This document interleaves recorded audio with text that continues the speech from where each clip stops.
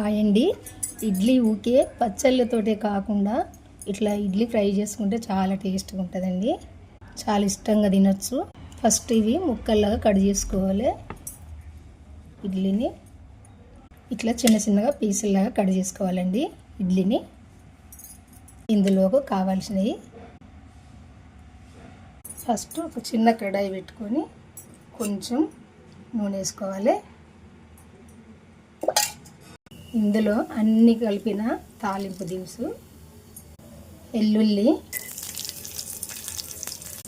పచ్చిమిర్చి, ఉల్లిపాయ, కొంచెం పసుపు. ఇడ్లీలో సాల్ట్ వేస్తాం కాబట్టి కొంచెం సాల్ట్ వేసుకోవాలి, కలుపుకోవాలి. కరివేపాకు,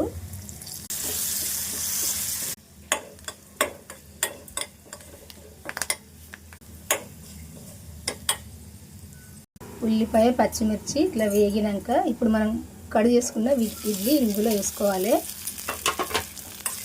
వేసుకొని కలుపుకోవాలి. కొంచెం కారం వేసుకోవాలి, కొంచెం ధనియాల పొడి కలుపుకోవాలి. ఇప్పుడు కొత్తిమీర వేసుకోవాలి. చాలా చాలా టేస్ట్ అయిన ఇడ్లీ ఫ్రై అయితే అయిపోయిందండి. ఇట్లా చేసుకుంటే చాలా టేస్ట్గా ఉంటాయి. ఊకే ఒకేలాగా తినకుండా ఇట్లా కూడా తింటే చాలా టేస్ట్గా ఉంటాయండి. ఉంటానండి.